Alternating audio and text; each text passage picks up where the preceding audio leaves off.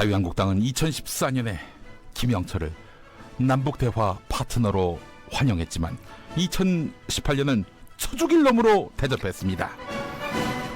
2012년에 자유한국당은 김용민을 막말꾼이라고 매도했지만 혹시 압니까? 2022년에는 대선 주자로 세울지 알 수 없습니다. 뉴스 관장. 그런 날이 올 거라고 저는 확신합니다. 아마 사람들이 찾아와서 이제 우리 자유한국당의 새로운 희망이 되달라 요청하지 않겠는가. 믿어 의심치 않습니다. 꽃가마. 꽃가마. 예. 꽃가마는 좀 무거운가요?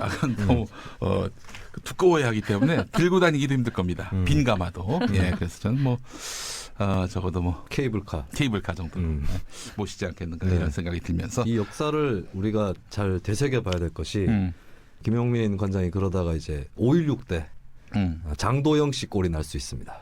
장도영. 그렇지. 옹립됐다가 날아가는 거야. 장도영이 사실은 쿠데타의 주역이었어요. 박정희는 사실은 조역이었는데 일단 쿠데타가 일어나고 나서 얼마 안 있다가 이제 또 박정희가 그 이른바 혁명 세력 안에서 엎은 거 아니에요. 그래서 장도영을 내쫓고 쥐가 짝 먹은 거 아닙니까? 예. 그때 또 이 생각이 납니다. 제일 먼저 찾아간 곳이 어딘 줄 아십니까? 혁명 세력이. 이른바 혁명 세력이. 점령한데요? 당일날요? 네, 당일날. 방송국. 맞습니다. 네. 남산에 그 서울예대, 지금은 저 안산 같습니다만 서울예대 맞은편에 KBS가 있었어요. 거기 이제 딱 탱크를 몰고 가가지고 자고 있던 아나운서 깨워가지고 새벽 5시에 혁명 공약문을 읽게 만듭니다. 뭐 일설에 의하면은 이 총을 들이댔다. 뭐 이런 얘기도 있었는데 아니 뭐 우리 방송인들이 뭐 사실 무슨 그렇게 지사적인 그런 저항 의식이 있다고 들어가서 읽으라고 하면 곱게 읽지. 뭐 무슨 총을 꼭 들이대야 그걸 읽었겠는가 하는 생각이 듭니다. 네. 언론인 폄하 발언. 아니 사실이지 솔직히 얘기가지고 총을 안 들이대도 알아서 읽는다. 알아서 목소리까지 가다 놓고 아침에 딱 숙직실에서 혁명군이 오면 아유 이제 오셨어요? 하면서 어디 있어요? 원고 주세요. 휴시대 어디 있어? 혁명군이 무슨 구성 작가입니까? 그렇지. 나 JP 방송 작가예요. 근데 JP가 내 놀란 게 말이죠. 우리 예전에 JP가 이제 DJP 연대를 해가지고 총리가 됐잖아요. 그 총리실에서 일한 분이 우석훈 박사예요. 그래요? 88만 원? 88만 원 세대.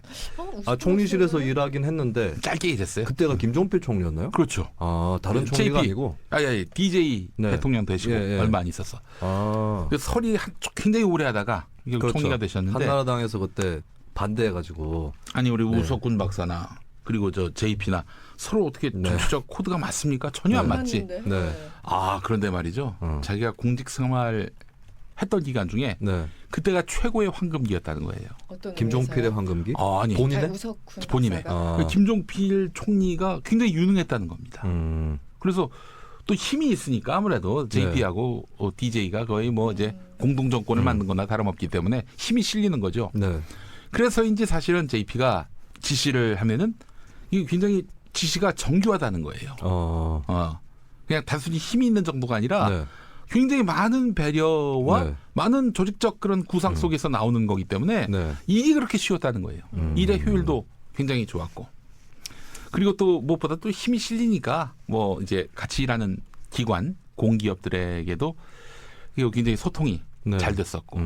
그래서 JP는 굉장히 능력 있는 사람으로 생각이 됐는데 사실 JP가 그럴 수밖에 없었던 것이 1960년부터 내내 공직 생활을 했잖아요.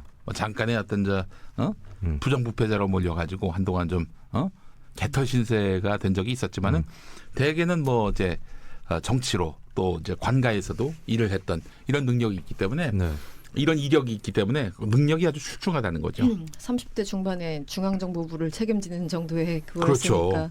그런데 그 전에 또 이제 군인으로 또 이제 군복무를 했었던 거 아니겠어요? 엘리트죠, 뭐. 네, 그래서 JP의 능력은 아주 높이 평가하더라고요. 그런 JP 얘기가 왜 나왔죠? 공주 매운탕을 우리가 홍보하기 위해서 부여에서 가깝습니다. 그 천안 논산 간 고속도로 타면은 한 30분이면 갑니다. 자, 공주 매운탕 40년 전통입니다. 1976년부터 현재까지 가게를 이어오고 있습니다. 외할머니가 시작하셨다고 하더라고요. 예, 외할머니가 그때 이제 농협으로부터 펀딩을 받아가지고 가게를 네. 열었는데 농협. 네. 농담이었습니다. 네. 원래 돈이 있으셨어요. 예, 외할머니가 네. 열었는데 이거 말이죠. 매장에서 매운탕, 장어구이 이게 대박이 납니다. 진짜 이게 맛으로서 대박이 나는 거예요. 네. 공주 매운탕이 공주에 있는 건 우리가 다 알고 있지만은 애써서 과연 찾아올까? 찾아온다는 겁니다. 네. 심지어 매운탕집 사장님이 와서 드신다는 겁니다. 010-4910-8200번 네. 여기다가 전화하시면은 공주 매운탕을 또 보내드립니다. 참게 매운탕도 있어요. 예. 게 매운탕이라고 해서 그 게가 아니라 네. 참게 거의 네. 참게 매운탕으로 여러분 모십니다. 아무도 착각 안 했는데. 예? 아무도 착각 안 했는데. 발음이 워낙 좋으셔서요. 네. 착각하지 않았습니다. 그래요? 네. 아니 우리 네. 우리 아는 목사님 계신데 이 양반은 말이죠. 개고기 얘기만 나오면은 네. 진짜 눈에 막 뭐랄까요 이 광채가 나는 거야. 목사님이요. 진짜요. 그래서 저기 뭐야 진짜야 농담 네. 아니야. 네. 이 수사적인 묘사가 아니라 실제로 그런 분들이 있어요. 네. 너무 좋아서. 또 네. 머리털이 많지 않으셔가지고 네. 광채가 나는 거예요. 이마에서. 머리털이 많지 않아서 광채난다는 건. 광채까지 나. 진짜 그런 분이 있어요. 네. 개고기 얘기만 했는데 드신 것도 아니야. 네. 얘기만 했는데. 예. 엄청 드시나 봐요. 그럼 그분은요. 그래서 그때 이제 우리가 꽃게 얘기를 했었는데 꽃게 얘기했을 때도 갑자기 눈에 막 네. 들어와가지고 목사님 그게가 그게 아니라 그 꽃게 있잖아요. 그 왜 포구에서 파는. 네. 그때 갑자기 확 정상으로 돌아옵니다. 그런 분이 있어요, 진짜. 네. 그 밤에 같이 어디 일하러 갔는데 앞이 깜깜하잖아요. 목사님 개고기 했는데 갑자기 앞이 보이는 거야. 안준배가 일어난다는 것처럼. 네. 010-4910-8200번입니다. 네. 여러분 많이 사랑해 주시고 믿어주시고 사주시고. 예. 자 그리고 또 이 와드몰도 내열 유리로 만들었기 때문에 아무리 뜨거워도 이게 깨지지가 않습니다. 네. 국내 최대 차도구 백화점이 있기 때문에 여기 없으면 없는 거예요. 네. 그러니까 딴 데 갈 거 없어. 와드몰에만 와가지고 네. 이 차 도구 다도 세트 한번 검색해 보시고 없으면 없는 거야. 네. 없으면 딴 나라에도 없어. 딴 나라에. 본인이 만들기 전에는 없어요. 네. 예, 자 그래서 우리 국내 최대 차도구 백화점 와드몰 사랑해 주셔야 합니다. 와드모아제 와드몰. 예. 와드몰. 와드몰이야. 이 와드몰. 워드볼입니다. 장난 아니다. 와드몰. 안녕하십니까. 와드몰입니다. 와드몰이야. 공화당의 총재 와드몰입니다. 와드몰입니다. 실망입니다. 대통합민주신당 와드몰입니다. 손학규. 네. 손학규였구나. 와드몰을 사야겠어요. 예. 내가 와드몰 차 도구 세트 사려고 3억을 내고 연설했어요. 좌파들이 나를 와드를 하나 사줘야 되는데 사드를 사주려고 하고 있어요. 중앙의 김진. 시청자 여러분 안녕하십니까. 펜션입니다. 이 펜션에 와드몰 차 세트가 있으면 얼마나 좋겠습니까? 와드몰 안 사줄 거면 사퇴하세요. 이순재입니다. 와드몰 대봐라. 와드몰 대봐라. 예.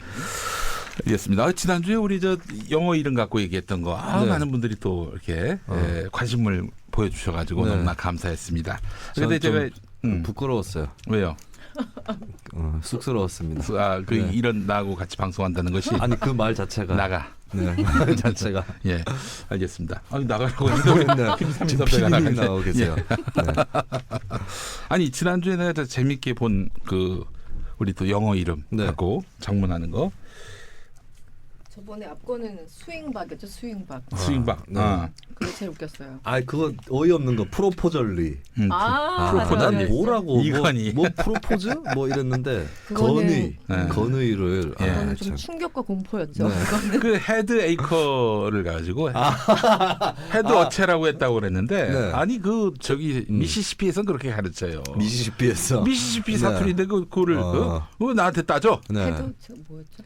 아니 전두환 얘기하면서 두환을 뭐 근데 이제 저는 현장에서 얼핏 못 들었었는데 못 들었으면서 헤드에이크를 헤드 어체라고 하신 거예요. 김용민 그래서, 네. 관장이. 네. 아 네. 저는 미시시피 출신의 네. 영어학원장한테 배워가지고 네. 미시시피 원주민 뭐 이런 원주민으로 배웠습니다. 네. 예. 미시시피를 한문으로 알고 계신 거 아닌지 모르겠네요. 야, 안일 그건 밑자에 저기 뭐야 한번 떼시자에. 했던 농담을 주워 먹지 네. 말아요. 어? 예, 그런 거 아니에요. 아, 요거 재밌는 저기 하나 보내오셨어요. 네. 프라하에서 온 남자 안철수 위드 들어 안. 아, 철수할 때 위드 들어. 예. 위드 들어 안. 네. 그리고 박지원 서포트 박지원. 그거는 지원이니까. 네. 홍준표는 뭐냐? 홍준표. 디스크리스드 티켓 홍. 줄어든 표. 줄어든 표. 대단하다. 네, 그리고 지난주에 제가 이거는 부인할 수가 없어서 네. 제가 실수를 인정합니다. 아너러리 네. 닥터 리인데 네, 네. 아너리 닥터리라고 했습니다. 러리. 러리. 예, 아너리가 아니라 아너러리였는데. 아너러리. 예, 예. 알겠습니다. 이것도 역시 미시시피 그 예. 교사가 잘못 알려줘가지고. 네. 예. 그래서 제가 좀 실수를 했습니다. 미시시피는 그건 뭐 독립시켜버려야겠네요. 네. 분리해가지고. 아무래도 그래야 될 것 같습니다. 네. 미국에서 독립을 해야 될 것 같아요. 네. 예. 미시시피 사투리라는 점을 좀 분명히 말씀드리고. 미시시피 주 경계선에 트럼프가 장벽을 쌓아 올릴 것으로 예상이 됩니다. 아. 이런 엉터리 영어를 쓰는. 유머에 유머를 더해지면은 네. 이게 지저분해진다니까. 딱 그걸로 끝냈어야 했어. 이게 청소예요. 제가 하는 게. 아, 그래요? 지저분하게 만드는 게 아니라 아, 거기 그래. 탁 치면서 이제 청소하는 거죠. 청소. 예. 청소하는. 컬링으로 치면 더블 테이크아웃. 아, 그래요. 네. 더블 테이크아웃. 네. 알겠습니다. 아니 이게 그 컬링이 보니까 처음에 빗자루로 시작했더만 보니까. 그래요? 애초에 시작할 때 실제 예. 빗자루로 옛날 시작했대. 흑백 아, 그 필름 시작할 보니까 때. 그렇던데요. 아, 그래요? 네. 그 이제 그 말하자면 굴러가는 거 막 네. 이렇게 빗자루를 하면은 무슨 뭐 정전기나 이런 게 있어서 그 굴러가게 만든다는 거예요? 뭐 어떤 원리야? 왜 옆에서 앞에 이렇게 청소를 해? 제가 이해하는 거는 저 진짜 전혀 모르는데 네. 제가 이해하는 거는 그걸 마찰을 줄이기 위해서 그러니까 평평하게 해가지고 더 미끄럽게 속도감 있게 가기 위해서 하는 거 아니에요?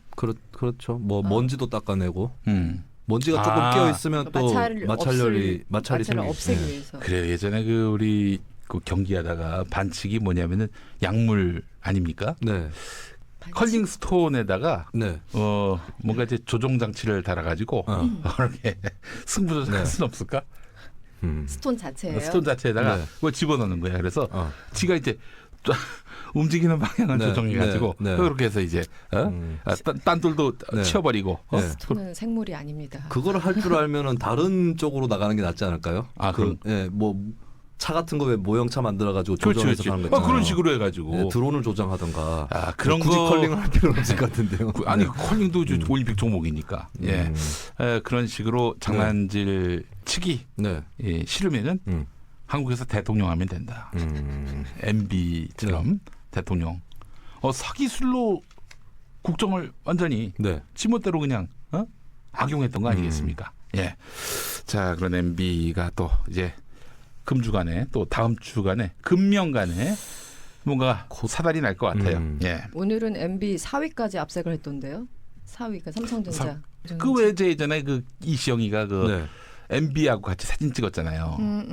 그게 아니 MB가 아니라 저 히딩크하고 사진을 찍었잖아요. 당연히 아버지랑 사진 찍지. 어머나. 아니 MB가 자꾸 사진도 영어니까 잘안 찍나? 영어라서 예, 히딩크하고 MB를 헷갈렸습니다. 데프팅 예. 감독이 예. MB인 줄 알았죠. 예, 알았어요. 예. 그 슬리퍼 신고 글쎄, 사진 그때, 찍어서. 그때 이제 같이 찍었던 사람이 음. 저 한국 타이어의 그 네. 누구야? 그 매형 아닙니까? 예. 아, 네, 그렇죠. 자, 그 4위가 뭐 이상주 이렇게 삼성 전무 압수수색. 전무구나. 아이고 그렇구나. 다른 혐의래요. 다른 혐의? 다수 그동안 뭐 소송비가 특활비랑 아니고 다수 다른 소송비가 아니라 또 다른 거예요. 혐의라고 하니까 야. 정말 참 아주 진짜 정말 이 집안은 비리의 화수분입니다. 불법 자금 통로처럼 쓰인 혐의를 가지고 지금 압색을 했다고 이제 하는데 제가 음모론을 제기할 수밖에 없겠는데 MB는 너무 뭐가 많아요. 단순 의혹이라 치더라도 여러 방면으로 너무 많거든요. 이러면은 진짜 그래서 뭐 저는 말하자면은 진짜. 진짜 큰 범죄를 은닉하기 딱 좋은 구조야. 너무나 많으니까. 네. 예. 저는 이명박이 뭐 돌출돼서 희대의 사기꾼이라서 그 모든 것들을 한 게 아니라 졸라리 큰 거대한 음모가 있고 MB는 그 일부가 아닐까라는 생각이 자꾸 들어요. 아 심지어 네. MB 뒤에 또 뭐가 있을 수도 있겠다. 예. MB는 그거를 해주는 집사에 해당했던 사람일 수도 그래서 있겠다. 구속이 중요합니다. 이 구속한다면은 뭐가 있냐면은 묶어두고 이제 조사를 하는 거기 때문에 이 증거 조작이 쉽지가 않아요. 보통 밖에 하고 뭐 입 맞추기도 쉽지 않고요. 그러니까 이때 김백준부터 들어갔다는 거는 이미 MB는 뭐 구속이 확정된 것이다라고 볼 수밖에 없고 MB도 답답할 거예요. 김백준 만나가지고 이래라 저래라 할 수 없으니까. 그렇죠. 그러니까 주변 측근들이 대부분 다 감옥에 들어갔다.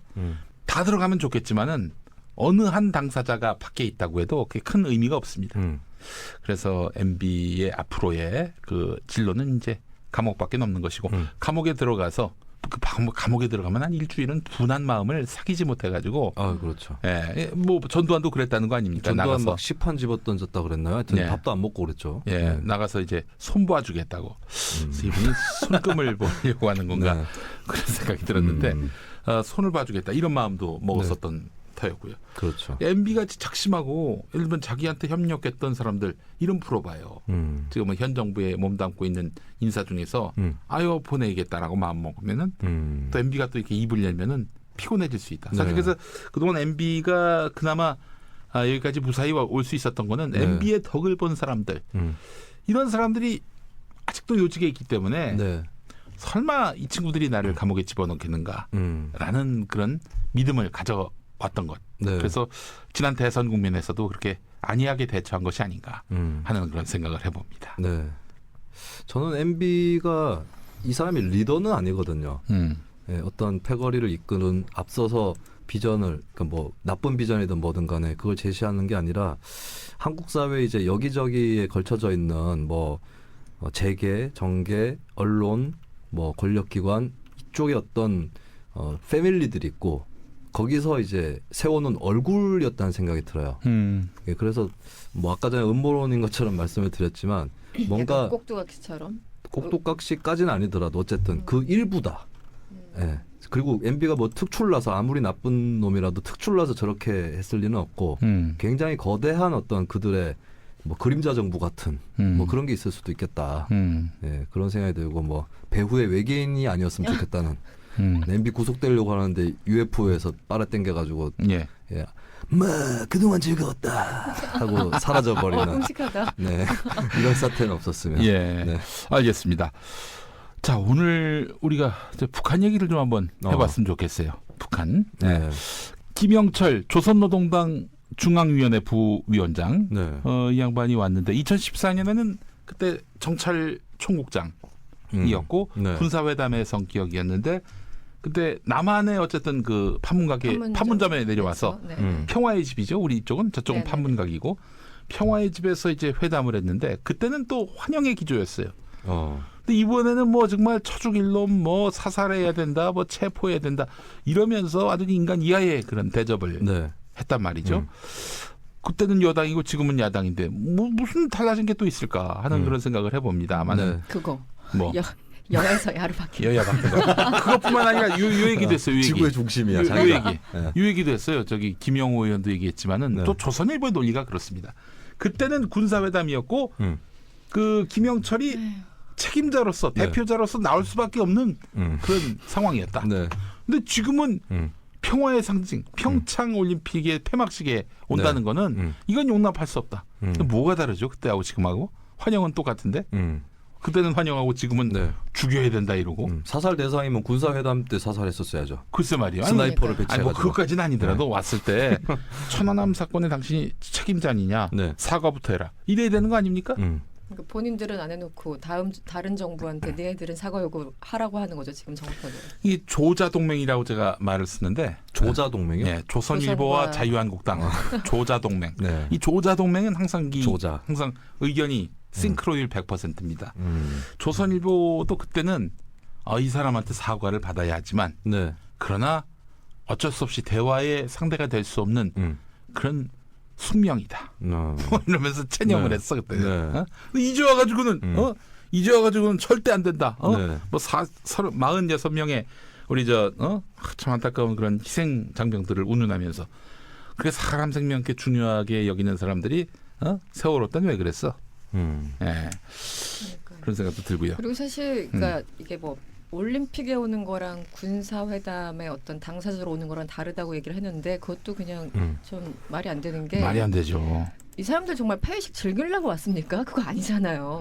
협상을 하기 위해서 왔고 남북 관계를 총괄하는 거는 통전부장이기 때문에 지금 김영철 통전부장이고 그 얘기는 이 문제를 그러니까 뭐가 되든 간에 확실하게 책임을 지고 있는 책임자를 보내서 어떤 식으로든 좀 얘기를 하겠다라는 의지를 밝힌 거지. 실제 폐회식 와가지고 손뼉 치려고 온 거 아닌데 그렇다면 판문점에서 만났던 어떤 협상의 파트너나 여기 평창에 와서 협상의 파트너는 똑같은 거예요. 다만 장소만 좀 달라졌을 뿐이고 오는 계기만 달라졌을 뿐이죠. 그러니까 아까 그 말씀드린 것처럼 여야 본인들의 포지션이 바뀌었다는 거 외에는 아무것도 변한 것이 없는데 네. 저렇게 얘기를 하니까 거기다가 또 보수 언론에서 박수를 쳐주고 프레임 더 세게 만들어주니까 계속 또 재생산되는 거죠. 그런 논리들이. 그 논리를 다 떠나서 일단 북한이 천안함을 폭침했다. 이 주장이 사실이면은 뭐 얘기할 거리가 있지만은 사실이 아니라면 얘기가 근본부터 되지 않잖아요. 네. 그죠?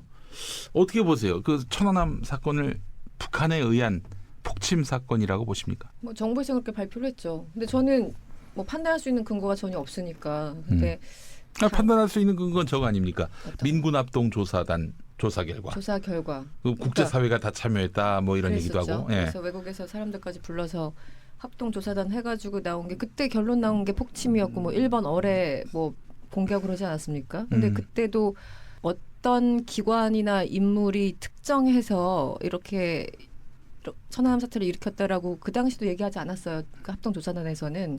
나중에 김영철 이름이 나온 거는 그때 김태형 국방장관이었습니까? 그래서 청문회 국회에 무슨 이제 국회의원들 질의가 있었는데 김영철이냐고 물어봤더니 처음에는 특정하지 않다가 그 당시 의원들이 계속 왜 자기가 원할 때까지 대답 나올 때까지 질문하는 그런 스타일 있잖아요. 그래서 계속 그렇게 다그치니까 그때서야 이제 김영철일 것으로 추측합니다. 이렇게 얘기를 했었거든요. 예, 예. 그러니까 김태형 장관의 어떤 처음 발언도 누군가를 특정하지는 않은 상태였어요. 그러니까 지금 어쨌든 그러니까 굳이 그렇게 논리적으로 따진다고 하더라도 북한의 소양이라고 우리는 그냥 추정할 수 있죠. 그런데 이제 김영철이 했느냐 안 했느냐는 물론 이제 전반적인 총괄 책임자니까 물론 그렇게 얘기를 할 수 있는데 예. 당시 그 합동조사단에서 김영철이라는 이름을 거론한 기억은 제가 보기엔 없거든요. 없어. 네네네. 이름이 안 나왔어요. 예. 그러니까 내로남불이죠. 뭐 전형적인. 우리 김수미 평론가는 어떻게? 프로 불편너. 아마 이 사람은 이럴 거예요. 북한 소행이 아니다라는 쪽도 반대하고 북한 소행이다라고 하는 쪽도 반대할 것 같아요.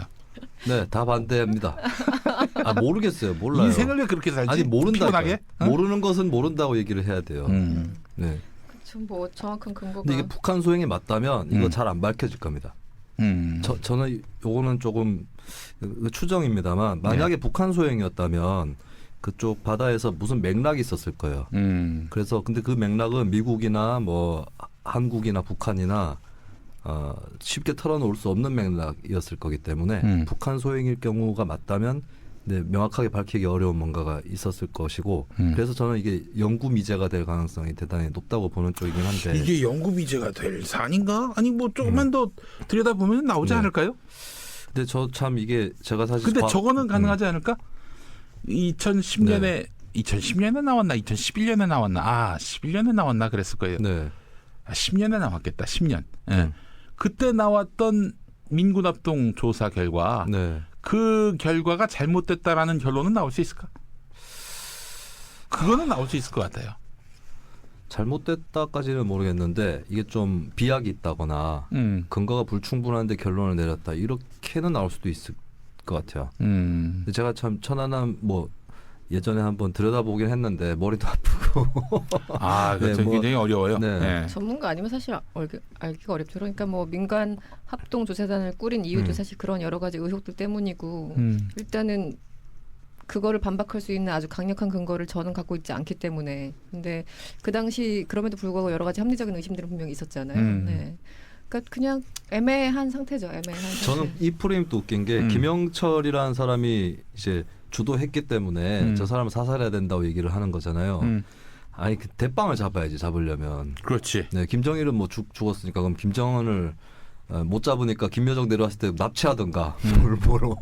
아니 제가 무슨 얘기를 들으려면 94년도에 김영삼 정부가 김일성이랑 정상회담을 하려고 했습니다. 그렇죠. 예, 김일성이 누굽니까? 한국 전쟁 일으킨 사람 아니에요. 맞아요. 예, 연평도 뭐 천안함 김일성 이후에 물론 한국 전쟁 여러 사람이 주체 책임이 있기도 하겠지만 어쨌든 김일성한테 비하면은 이거는 뭐 조족지혈인 거잖아요. 김영철이라. 게다가 그쪽은. 또 이제 그 그리고 김영삼 그때 정권이 누구 정권이었어요? 김영삼이 민주당 정권이었습니까? 자유한국당의 조상 아닙니까? 조상. 예, 그러면서 고려장 하긴 했는데. 그러면서 사실은 그 직전만 해도 네. 서울에 불바다를 만들겠다 이렇게 북한이 위협을 했었단 말이죠. 그거는 조금 아전됐었죠. 아니 실제로 그 영상이 있었어. 그러니까 북한이 막 협박을 했다기보다는 자꾸 그런 식으로 하면 이 사태가 다 틀어져서 결과적으로 그렇게 된다라는 뉘앙스가 좀 있었는데 조선일보 등에서 그냥 협박용이었다. 불바다만 딱 쿼터 따가지고. 네, 불바다로 만들어 주겠다라고 보도를 했죠. 조선일보 등에서. 저도 최근에 그걸 네. 다시 보게 됐는데 그 정동영 당시 통일부 장관 정책부장했던 김현철 교수가 최근에 책을 냈는데 그 불바다 저 인제대. 인제대. 제가 네. 굉장히 좋아하는 교수인데 그 글을 그래서 최근에 이렇게 책 뒤적거리다 그 부분이 있더라고요. 네. 그래서 어떻게 된 건가 봤더니 당시에 이게 저쪽에서 방금 말씀하신 것처럼 북한에서 일방적으로 불바다가 아니라 남측에서 굉장히 그러니까 서로 굉장히 신경전이 굉장히 그렇죠. 있잖아요. 네. 그래가지고 앞에 여러 가지 서로 이렇게 티격태격하다가 이제 그렇게 계속 그 고조돼서 그 발언이 나온 거예요.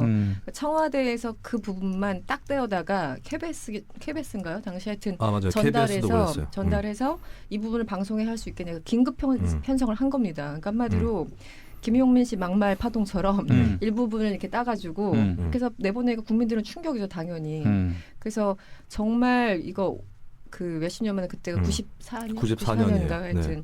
오랜만에 좀 대화가 이루어지나 보다. 그때면 왜냐면은 93, 4, 5년은 그 한미 군사 합동훈련까지 뭐 하지 않고 굉장히 남북관계 좀 얘기를 하려고 했었는데 사실은 YS가 계속 틀고 있었잖아요. 그러니까 잘 되는 거에 대해서 위기감을 느끼고 있었다는 거죠. 박정희가 그랬듯이.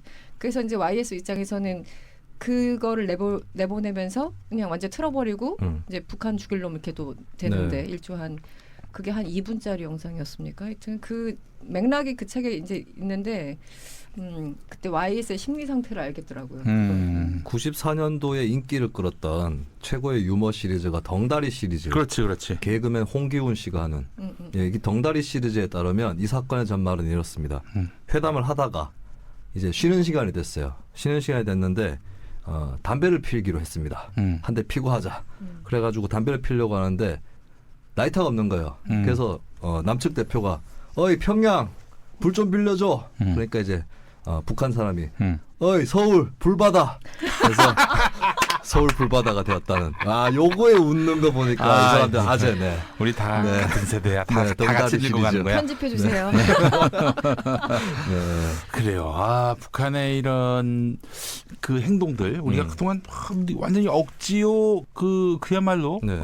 땡깡이라고 여겨왔던 것들도 사실 따지고 보면은 이해가 안 되는 것도 아니에요. 동의한다는 게 아니라 그렇죠. 동의하고 이해 다른 건데 왜 그럴 수밖에 없었는지에 대해서는 대략 네. 설명이 됩니다. 그렇기 때문에 지금 우리 사회가 뭐 북한이 뭐 얘기만 하면은 저거는 무슨 뭐 심지어 난 가장 웃긴 표현이 평화공세라는 표현이에요. 네. 평화. 이번에는 그 매력 말을, 공세라는 말까지 매력 나왔어요. 공세라는 말까지. 그러니까 근데 매력 공세 되게 웃긴 게 이게 막 펜스 부통령이 그런 표현을 쓰면서 조심해야 된다고. 근데 실수한 거예요. 이건 왜냐하면 매력 공세를 북한에서 편다. 그러니까 김여정 두고 한 얘기인데 그건 김여정이 매력 있다라고 인정해버린 거예요. 펜스가. 네. 스스로 말하면서 정치 언어 인정해버리는. 프레임에서 평화 공세도 그렇죠. 그 말을 누가 만들어냈는지 참. 그런 것들을 저희 종합적으로 고려해 볼 때 말이죠. 우리가 북한과 대화할 여지가 없다라고 생각하는 것은 무리라는 거죠. 그러니까 천안함 사건과 관련해서는 이게 만약에 진짜 북한 소행이라면은 북한은 이해할 수 없는 집단이다. 크레물린 같은 집단이다라고 볼 수밖에 없는데 아니 북한이 진짜 그렇게 포격을 했다면은 뭐 아주 작은 것도 또 뭐 심지어는 뭐 그 과장 기법을 동원해서 네. 자기들의 군사적 능력을 대대적으로 홍보하는 그런 북한 아닙니까? 네. 근데 이 북한이 천안함 이 사건이 발생했을 때 네. 그때 남한선 다 북한이 했다라고 얘기를 하는데 끝까지 지금까지도 지금 안 했다 그러죠. 안 했다고 하잖아요. 예. 그러니까 평소에 패턴식으로 하면 그걸 과장해서 자랑했었어야 되는 그렇죠. 사람들이 아니라고 하니까 이상하다라는. 그렇죠. 연평도는 자기네들이 했다고 했는데. 그렇죠. 네. 연평도는 뭐 연평도는 너무나 빼박이었으니까. 확실한 그런 증거가 있으니까. 네. 근데 이제 사실은 연평도 건도 이제 천안함 사건과 따로 뗄래야 뗄 수가 없는 관계 아니겠어요. 네. 예. 근데 천안함 문제는 제가 북한을 뭐 옹호하거나 이런 건 아닌데 그런 북한이 말이죠. 진짜 또 자기들 한 푼도 돈을 안 들이고 뭐 비용 들이지도 않고 노력하지도 않았는데 네. 다 저 북한이 저 어마어마한 능력을 갖고 있다. 네. 뭐 이렇게 열에도 녹지 않는 그런 보료를 갖고 있어서 네. 1번 썼다. 뭐 이거부터 열에도 시작해가지고 녹지 않는 어마- 거는 그 와드몰 아닌가요? 그렇죠.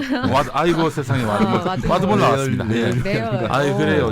이거 혹시 연결 좋았어요. 네. 와드몰 네. 천안함하고 뭐 관련이 있나? 글쎄 말이에요. 자, 노조도 내열 어용 유리. 노조라고 예, 하고. 예. 예. 내열 유리로 만든 우리 와드몰. 네. 국내 최대 차도구 백화점 와드몰. 와드몰 지금 한번 검색해 보시죠. 어차피 지금 다 방송을 들으실 때는 인터넷으로 들으시는 거 아니겠어요? 네. 그 당연히 검색할 수 있습니다. 와드몰 네이버에서 와드몰 검색하셔서 지금 많이 들어와 주시기 바라겠습니다.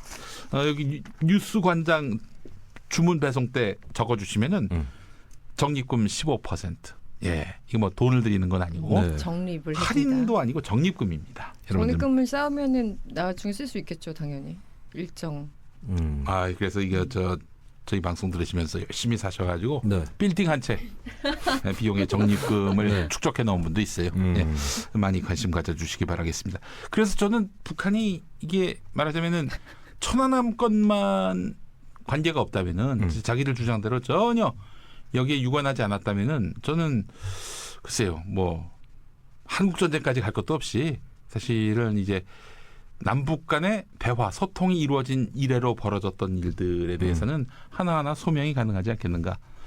그렇기 때문에 소명이 가능하다는 건 뭐 또 다시 또 오해를 할 소지가 있어서 말씀을 드리는데 북한의 행동이 옳았다는 게 아닙니다. 북한의 행동이 뭐 논리적이었다든지 정당하다 이런 얘기가 아니라 무슨 뜻인지 헤아릴 수 있다는 거예요. 그러니까 말하자면 북한을 협상 가능한 예측 가능한 집단으로 볼 수 있다는 거예요.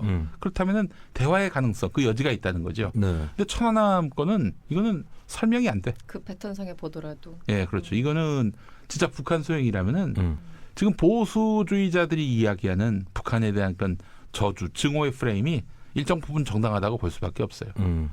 근데 정말 그러한지 이게 굉장히 중요하기 때문에 우리는 네. 세심하게 다시 따져봐야 된다.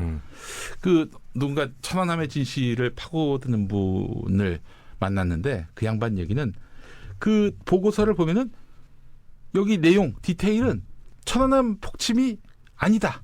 인데 총론 결론만 네. 폭침이다. 그 완전히 총론과 디테일이 완전히 따로 논다. 이런 이야기를 하고 있어요. 그때 전문가들 그 우리나라 사람 네, 그렇습니다. 그때 외국에 계신 그러니까 재미 무슨 교수님들도 성함이 한국에 와서 버지니아 공대인가요? 누구였죠? 서재정 교수님 말씀하시나요? 그분이셨나요? 하여튼 이- 그분도 천안함 또 한 분 더 계세요. 이승헌? 이승헌 맞나요? 교수님 계시고 네, 네. 서재정 교수님은 지금 일본에 있는 무슨 학교로 가셨고. 네. 네. 저는 이제 과학적인 거를 다 차치하고 어떤 정치적 군사적인 걸 상상을 해보면 만약에 북한이 쏜 게 맞다면 그 전에 그러니까 이게 더 사태가 커지는 건데 네. 그 전에 뭐가 있었어요? 그 전에 미국이나 남한 측의 도발 행위가 있었을 수도 있다. 이게 혹은 쌍방간에 투닥거림이 있었을 수 있다. 저는 북한 소행이라면. 네, 북한 그래서 소행이라면 더 큰 일이라는 거죠. 그게 사실이라면. 그래서 제가 아까 말씀드린 게 북한인 소행일 경우에 그럴 개연성이 있기 때문에 그 경우에는 미국이든 남한이든 결정적 증거를 북한도 마찬가지고 서로 간에 말하지 못하는 것이죠. 근데 이제 신상철 씨라고 네. 민군합동조사단에서 민간위원이었던 이분은 또 이제 해군 출신이기도 하고 네. 해상 관련한 무슨 사업을 또 벌인 분이기도 하고 조선 업체에 아마 근무했던 분이기도 할 거예요. 그러다가 이제 2004년 탄핵 국면 당시 노무현 대통령 탄핵 국면 당시 네. 또 진보 진영의 논객으로 이제 활동하면서 이제 알게 된 분인데 이 양반이 말씀하기로는 이분은 확실하게 다 나왔어요. 그동안 소송에 시달렸거든요. 네. 민간위원으로 활동하면서 뻘소리한다. 이런 식으로 정부가 뭐 내부 정보를 뭐 유출시켰다 뭐 이런 겁니까? 예, 하여튼 괘씸죄로 제가 봤을 때는 괘씸죄로 이렇게 소송에 걸렸는데 그 양반 주장은 뭐였어요? 이 양반 이야기는 먼저 가다가 이스라엘 잠수함하고 부딪혔어. 그러다가 어떻게든 좀 이 상황을 모면해 보려고 가다가 네. 기뢰하고 또 충돌을 한 거야. 기뢰? 아니, 기뢰. 그러니까 이제 네. 바다에 지뢰 같은 거죠. 네, 네. 옛날 한국전쟁 때 뿌려놨던. 그러다 터졌는데 터진 거라는 거죠. 그러니까 이제 이분 말씀은 어뢰에 의한 폭침은 절대 아니다. 특히 그 뭐 북한 잠수정이 와가지고 뭐 쏴서 뭐 이렇게 폭격을 했다? 이게 네. 말도 안 된다는 얘기죠. 예. 이스라엘 함대가 왜 그러니까 이스라엘 잠수함이 왜 거기 왔는지 그 부분은 알 수 없지. 근데 그 잠수함이 수리가 돼서 네. 지금 다시 운행되고 있다.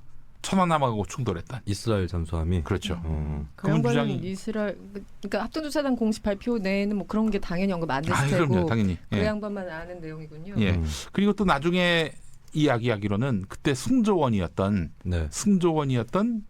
그런 장병이 양심 선언을 할 것이다. 이렇게 얘기까지 했고 얼마나 초기에 입을 틀어막았습니까? 그리고 네. 제가 당시에 또 이제 김수민 씨가 저를 우러러보면서 시사평론가 활동할 때 네. 그때 이제 뉴스 브리핑 때문에 그때가 언제였는데요? 2010년 3월. 그때는 우러러 보지 않았죠. 저는 정치인인데. 아니라는데. 그럼 그럼 한 해 네. 전인가?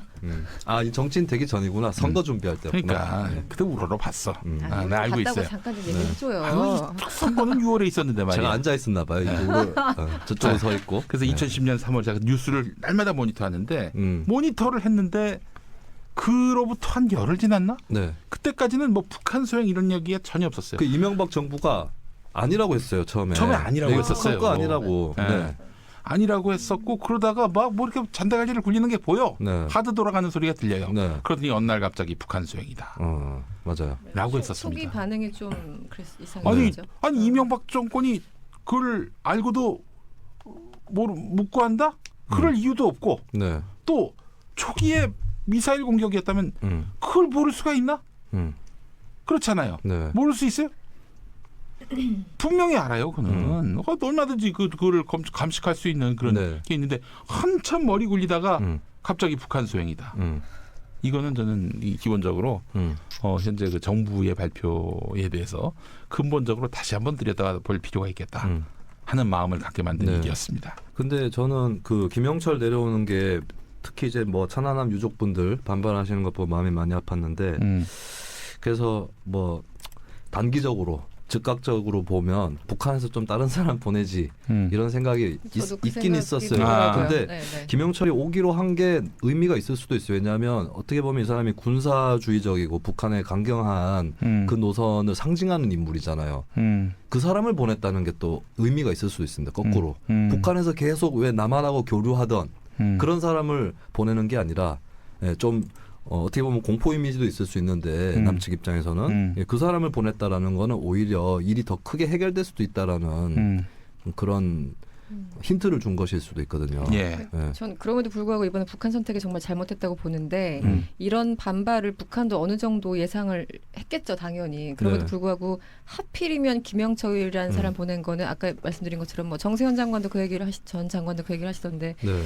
그러니까 통전부장이니까 제대로 된 책임자를 보내서 제대로 한번 단판 짓겠다 얘기하겠다라는 어떤 대화 의지를 분명하게 보인 거와 동시에 저는 이 사람을 통한 메시지라고 보는데 여전히 어쨌든 펜스가 와가지고 뭐 이렇게 난리를 치고 갔잖아요. 네. 그래서 분위기 다 망쳐놓고 갔는데 그래서 결국은 이제 북한이 참지 못하고 대화까지 캔슬을 해버렸지만 미국에서 아무리 강압적으로 나오고 최대한의 압박을 하더라도 우리는 굴하지 않겠다라는 걸 동시에 또 김영철이라는 인물을 통해서 메시지를 함께 보낸 것 같아요. 네. 그러니까 대화의 메시지와 그러니까 되게 양면적인 거죠. 그러니까 네. 저는 그 북한의 의지를 표명한, 그러니까 두 개의 메시지를 동시에 가져온 굉장히 좀 묘한 케이스인데 그럼에도 불구하고 문재인 정부를 굳이 중간에서 지금 중재하고 있는데 힘들게 할 필요는 없잖아요. 그럼 김영철이 아니라 뭐 체룡의 항병사 이제는 왔던 사람들 그냥 보내면 됩니다. 그 급도 괜찮고. 네. 근데 굳이 이런 거는 북한에 좀 그 장난질 치는 그런 느낌이 좀 있어가지고 좀 그렇더라고요. 아니 근데 저기 북한에서는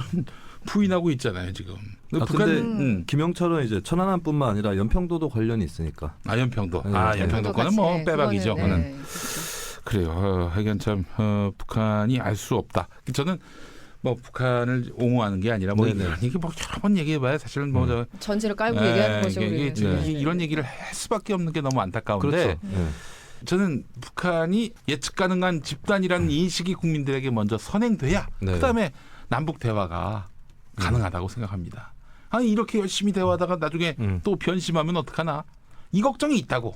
이 걱정을 뒤통수 때릴까 봐. 북한이 덜어줘야 됩니다. 네. 적어도 뭐 남북 대화, 남북 화해 협력이 되길 바란다면은 그런데 변덕스럽게 뭐 이렇게 행동하는 거 말고 최소한 남한 주민의 여론에 호소하는 네. 그 평화와 또 결국에는 민족 화해 협력 이걸 바라고 있는 그 우리 국민들 아니겠어요? 네. 그 좀 호소를 하기 위해서라도 이제 무장 운동, 무력을 옹호하고 뭐 핵무장을 옹호하는 이런 발언 자제하고요. 또 네.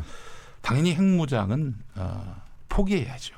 예. 아니 군사적으로 서로 대칭돼야 그나마 남과 북이 서로 화해 협력을 할 수 있는 거지. 어느 한쪽은 핵을 있고 어느 한쪽은 핵이 있고 어느 한쪽은 핵이 없으면은 그게 어떻게 가능하겠어요, 공존이? 저는 사실은 북한이 정말 선택을 해야 된다고 보는 게 지난 이제 8월에 화염과 분노 발언이 처음 있었잖아요. 8월 그때 트럼프요? 네, 트럼프. 네. 네, 8월 8일인가 날짜도 좀 그래서 그러니까 포위 사격하겠다 해가지고 정말 위기가 고조됐던 게 지난 네. 8월이었는데. 그 즈음에 가지고 참 흥미로웠던 게 미국 국무부의 그 노어트 대변인이 그 폭스 뉴스 진행자 출신이잖아요. 그 사람이 나와서 한 얘기가 있어요. 대화의 전제 조건으로 3가지를 얘기했는데 굉장히 좀 위기의 그 같은 8월이었어요. 근데 핵 실험, 미사일 실험 중단 그리고 상대방을 자극할 수 있는 언행 중단 이 3가지를 중단한다면 그 대화를 한번 해볼 수 있다. 이 정도 네. 조건이었거든요. 그러니까 네. 문턱을 굉장히 낮춘 거예요. 뭐 당장 그러니까 동결 정도만 일단 하라는 거잖아요. 도발을 중단하라.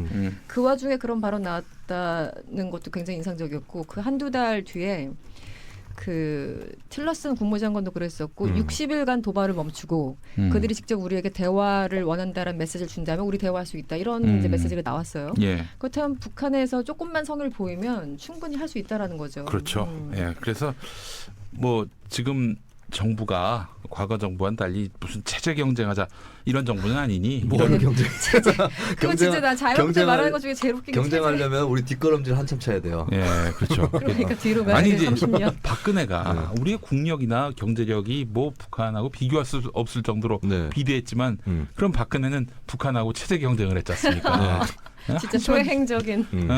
근데 지금 정부는 뭐 그런 쓸데없는 짓을 할 이유도 없고 네. 그런 뭐 뜻이 전혀 없는 정부니만큼 이런 기회에 남과 북 특히 남한 국민들에게 이 말하자면은 북한이 대화 네. 가능한 그런 집단이구나라는 인식을 심어주는 것 이게 북한한테 도움이 되겠습니까 안 되겠습니까? 아 되죠. 되고 뭐 이번에도 어느 정도 그렇게 한 거고. 네, 그렇죠. 열병식 같은 경우도 그 수위 조절을 좀 세심하게 한 흔적들이 보여요. 좀 축소를 했고 또 편집해서 내보냈죠. 장면을. 네. 그리고 이런 얘기도 있더라고요. 사실은 트럼프와 문재인 대통령이 통화를 했었는데 네.